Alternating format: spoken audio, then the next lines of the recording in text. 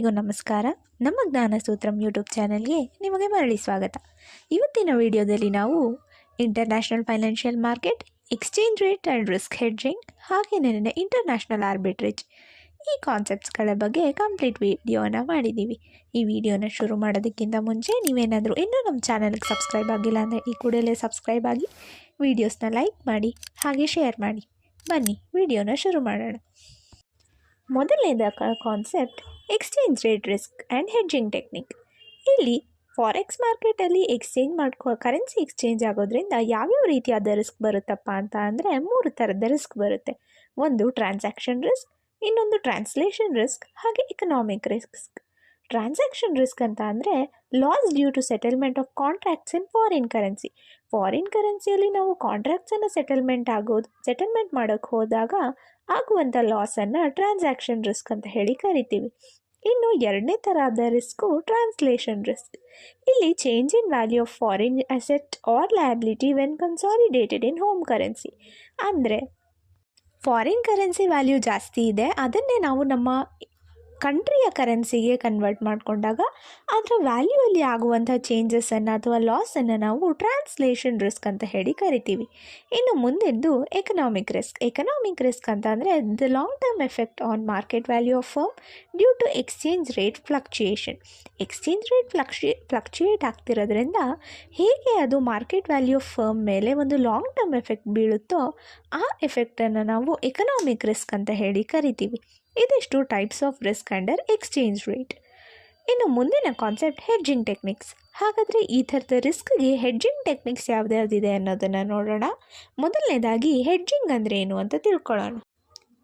Hedging ಅಂದರೆ simple ವರ್ಡ್ಸಲ್ಲಿ ಹೇಳಬೇಕು ಅಂತ ಅಂದರೆ purchase of one asset with intention of reducing the risk of loss from another asset. ಅಂದರೆ ಒಂದು ಅಸೆಟ್ಟಿನ ಲಾಸನ್ನು ನಾವು ಬೇರ್ ಮಾಡೋದಕ್ಕೆ ಇನ್ನೊಂದು ಅಸೆಟನ್ನು ಪರ್ಚೇಸ್ ಮಾಡಿ ಆ ಲಾಸನ್ನು ರಿಡಕ್ಷನ್ ಮಾಡುವಂಥ ಪ್ರೋಸೆಸ್ಸನ್ನು ಹೆಡ್ಜಿಂಗ್ ಅಂತ ಹೇಳಿ ಕರಿತೀವಿ. ಇಲ್ಲಿ ಹೆಡ್ಜಿಂಗಿಗೆ ಇರುವಂಥ ಕೆಲವೊಂದು ಟೆಕ್ನಿಕ್ಸ್ ಯಾವುದಪ್ಪ ಅಂತ ಅಂದರೆ ಫಾರ್ವರ್ಡ್ ಅಂತ ಅಂದರೆ ಕಾಂಟ್ರಾಕ್ಟ್ ಮಾಡ್ಕೊಂಡಿರ್ತೀವಿ, ಲಾಕ್ ಫ್ಯೂಚರ್ ರೇಟ್ ಅಂದರೆ ಫ್ಯೂಚರಲ್ಲಿ ಈ ಒಂದನ್ನು ತೊಗೊತೀವಿ ಅಂತ ಹೇಳಿ ನಾವು ಫಾರ್ವರ್ಡ್ಸನ್ನು ಅಥವಾ ಫ್ಯೂಚರ್ಸನ್ನು ಅಥವಾ ಆಪ್ಷನ್ಸನ್ನು ಅಥವಾ ಸ್ವ್ಯಾಪ್ಸನ್ನು ಈ ರೀತಿಯಾದಂಥ ಟೆಕ್ನಿಕ್ಸನ್ನು ಬಳಸ್ಕೊಂಡು ನಾವು ರಿಸ್ಕ್ ಹೆಡ್ಜಿಂಗ್ನ ಮಾಡ್ತೀವಿ. ಇದೆಷ್ಟು ರಿಸ್ಕ್ ಹೆಡ್ಜಿಂಗ್ ಹಾಗೆ ಎಕ್ಸ್ಚೇಂಜ್ ರೇಟ್ ರಿಸ್ಕ್ ಬಗ್ಗೆ ಆಗಿತ್ತು. ಇನ್ನು ಮುಂದಿನ concept international financial market instruments. International financial ಮಾರ್ಕೆಟಲ್ಲಿ ಯಾವ್ಯಾವ್ದು ಇನ್ಸ್ಟ್ರೂಮೆಂಟ್ಸ್ ಇದೆಯಪ್ಪ ಅಂತ ಅಂದರೆ ಮೊದಲನೇದಾಗಿ ಯೂರೋ ಕರೆನ್ಸಿ ಡೆಪಾಸಿಟ್ಸ್.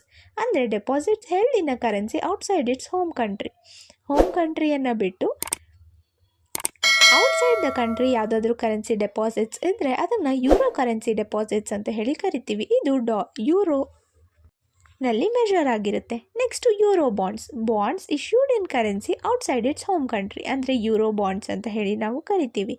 ಇನ್ನೊಂದು ಫಾರಿನ್ ಬಾಂಡ್ಸ್ ಅಂತ ಅಂದರೆ bonds issued in domestic market by foreign entity ಕಡೆಯಿಂದ ಡೊಮೆಸ್ಟಿಕ್ ಮಾರ್ಕೆಟಲ್ಲಿ ಯಾವುದಾದ್ರೂ ಬಾಂಡ್ಸ್ ಇಶ್ಯೂ ಆದರೆ ಅದನ್ನು ಫಾರಿನ್ ಬಾಂಡ್ಸ್ ಅಂತ ಹೇಳಿ ಕರಿತೀವಿ. ಇನ್ನು ಮುಂದೆ GDR ಅಂದರೆ ಗ್ಲೋಬಲ್ ಡೆಪಾಸಿಟರಿ ರೆಸಿಪ್ಟ್ಸ್. ಇದೇನಪ್ಪ ಅಂತ ಅಂದರೆ ಇದು ನೆಗೋಷಿಯಬಲ್ ಸರ್ಟಿಫಿಕೇಟ್ ಆಗಿರುತ್ತೆ, which is issued outside US ಬಿಟ್ಟು ಬೇರೆ ಎಲ್ಲ ಕಂಟ್ರೀಸೂ ತನ್ನ ಶೇರ್ಸನ್ನು ರೆಪ್ರೆಸೆಂಟ್ ಮಾಡೋದಕ್ಕೆ, ಫಾರಿನ್ ಕಂಪನಿಯಲ್ಲಿ ತನ್ನ ಶೇರ್ಸನ್ನು ರೆಪ್ರೆಸೆಂಟ್ ಮಾಡೋದಕ್ಕೆ ಇರುವಂಥ ಒಂದು ರೆಸಿಪ್ಟನ್ನು ಗ್ಲೋಬಲ್ ಡೆಪಾಸಿಟರಿ ರೆಸಿಪ್ಟ್ ಅಂತ ಹೇಳಿ ಕರಿತೀವಿ. ಇನ್ನು ಅಮೇರಿಕನ್ ಡೆಪಾಸಿಟರಿ ರೆಸಿಪ್ಟ್ ಅಂತ ಅಂದರೆ certificates traded in US market representing in foreign ಶೇರ್ಸನ್ನು ರೆಪ್ರೆಸೆಂಟೇಷನನ್ನು ತೋರಿಸೋದಕ್ಕೋಸ್ಕರ US ಮಾರ್ಕೆಟ್ಸಲ್ಲಿ ಇಶ್ಯೂ ಮಾಡುವಂಥ ಸರ್ಟಿಫಿಕೇಟ್ಸ್ನ ADR ಅಥವಾ ಅಮೇರಿಕನ್ ಡೆಪಾಸಿಟರಿ ರೆಸಿಪ್ಟ್ ಅಂತ ಹೇಳಿ ಕರಿತೀವಿ. ಇನ್ನು ಮುಂದೆ ಎಕ್ಸ್ಟರ್ನಲ್ ಕಮರ್ಷಿಯಲ್ ಬಾರೋಯಿಂಗ್ಸ್ ECB. ಇದು loans raised by Indian corporates from foreign lenders ಕಡೆಯಿಂದ ಇಂಡಿಯನ್ ಕಾರ್ಪೊರೇಟ್ಸ್ ಏನಾದರೂ ಲೋನ್ಸ್ ರೇಸ್ ಮಾಡಿದರೆ ಅದನ್ನು ಎಕ್ಸ್ಟರ್ನಲ್ ಕಮರ್ಷಿಯಲ್ ಬಾರೋಯಿಂಗ್ ಅಂತ ಹೇಳಿ ಕರಿತೀವಿ.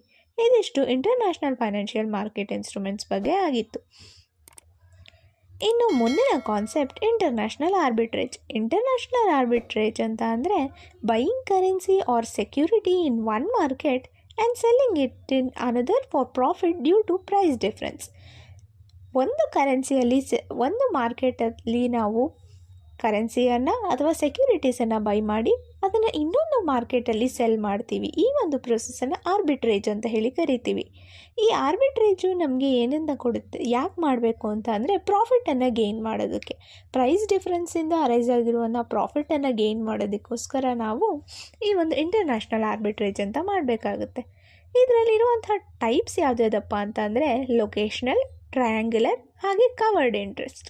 ಲೊಕೇಶ್ನಲ್ ಆರ್ಬಿಟ್ರೇಜಲ್ಲಿ exploiting difference in exchange rate at different location.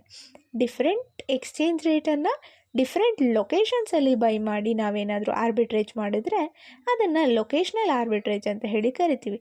ಇನ್ನು ಟ್ರಯಾಂಗ್ಯುಲರ್ ಆರ್ಬಿಟ್ರೇಜ್ ಅಂತ ಅಂದರೆ exploiting mispricing between three currencies ಮಧ್ಯೆ ಏನಾದರೂ ನಾವು ಪ್ರೈಸ್ ಡಿಫ್ರೆನ್ಸನ್ನು ಫೈಂಡ್ ಔಟ್ ಮಾಡಿ ಬೈಯಿಂಗ್ ಆ್ಯಂಡ್ ಸೆಲ್ಲಿಂಗ್ ಮಾಡಿದಾಗ ಅದನ್ನು ಟ್ರಯಾಂಗ್ಯುಲರ್ ಆರ್ಬಿಟ್ರೇಜ್ ಅಂತ ಹೇಳಿ ಕರಿತೀವಿ.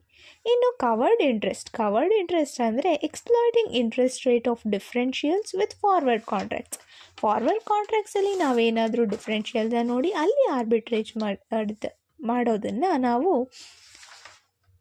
ಕವರ್ಡ್ ಇಂಟ್ರೆಸ್ಟ್ ಅಂತ ಹೇಳಿ ಕರಿತೀವಿ. ಇನ್ನು ಈ ಯೂನಿಟ್ಟಿನ ಕಡೆಯ ಕಾನ್ಸೆಪ್ಟ್ ಮಲ್ಟಿನ್ಯಾಷನಲ್ ಕ್ಯಾಪಿಟಲ್ ಬಜೆಟಿಂಗ್. ಹಾಗಂದರೆ it is the process of evaluating long term investment decision of MNC across different countries.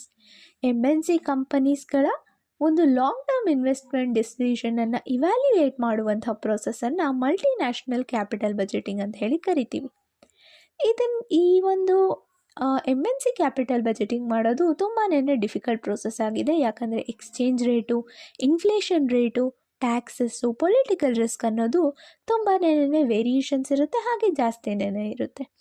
ಇದಕ್ಕೆ ಸ್ಟೆಪ್ಸ್ ಏನಪ್ಪ ಅಂತ ಅಂದರೆ first step estimate cash flow in foreign ಕರೆನ್ಸಿಯಲ್ಲಿ ನಾವು ಕ್ಯಾಶ್ ಫ್ಲೋನ ಎಸ್ಟಿಮೇಟ್ ಮಾಡಬೇಕಾಗುತ್ತೆ. ಅದಾದ ನಂತರ second step forecast exchange rate ಏನಿದೆ ಅದನ್ನು ಫೋರ್ಕ್ಯಾಸ್ಟ್ ಮಾಡಬೇಕಾಗುತ್ತೆ. ಮೂರನೇದಾಗಿ convert cash flows to parent company. ಬಂದಿರುವಂತಹ ಕ್ಯಾಶ್ ಫ್ಲೋಸನ್ನು ನಾವು ಪೇರೆಂಟ್ ಕಂಪನಿಗೆ ಕನ್ವರ್ಟ್ ಮಾಡಬೇಕಾಗುತ್ತೆ. ಅದಾದಮೇಲೆ ಅಪ್ಲೈ ಡಿಸ್ಕೌಂಟ್ ರೇಟ್ಸನ್ನು ಅಪ್ಲೈ ಮಾಡಬೇಕಾಗುತ್ತೆ. Evaluate using NPV, IRR, PI or any of the capital budgeting ಟೆಕ್ನಿಕ್ಸನ್ನು ಹಾಕಿ ನಾವು ಇವ್ಯಾಲ್ಯೂಯೇಟ್ ಮಾಡಬೇಕಾಗುತ್ತೆ. ಇದಿಷ್ಟು MNC ಕ್ಯಾಪಿಟಲ್ ಬಜೆಟಿಂಗಿಗೆ ಇರುವಂತಹ ಒಂದು ಟೆಕ್ನಿಕ್ಸ್. ಇದಿಷ್ಟು ಇಂಟರ್ನ್ಯಾಷನಲ್ ಫೈನಾನ್ಷಿಯಲ್ ಮಾರ್ಕೆಟ್ಸ್ ಹಾಗೆ ಇಂಟರ್ನ್ಯಾಷನಲ್ ಆರ್ಬಿಟ್ರೇಜ್ ಬಗ್ಗೆ ಆಗಿತ್ತು. ಇಲ್ಲಿಗೆ ನಮ್ಮ unit number 4 business finance complete ಡೀಟೇಲ್ಸನ್ನು ನಾವು ನಿಮಗೆ ಕೊಟ್ಟಿದ್ದೀವಿ. ಮುಂದಿನ ವಿಡಿಯೋದಲ್ಲಿ ನಾವು ಮುಂದಿನ ಚಾಪ್ಟರ್ಸ್ ಬಗ್ಗೆ ಹೆಚ್ಚು ಮಾಹಿತಿಯನ್ನು ಕೊಡ್ತಾ ಹೋಗ್ತೀವಿ. ಈ ವಿಡಿಯೋ ಏನಾದರೂ ಇಷ್ಟ ಆಗಿದರೆ ನೀವು ಈ ಕೂಡಲೇ ವಿಡಿಯೋನ ಲೈಕ್ ಮಾಡಿ, ನಮ್ಮ ಚಾನೆಲ್ಗೆ ಸಬ್ಸ್ಕ್ರೈಬ್ ಆಗಿ, ಹಾಗೆ ವಿಡಿಯೋಸ್ನ ಶೇರ್ ಮಾಡಿ. ಮುಂದಿನ ವಿಡಿಯೋಗೋಸ್ಕರ ಕಾಯ್ತಾ ಇರಿ.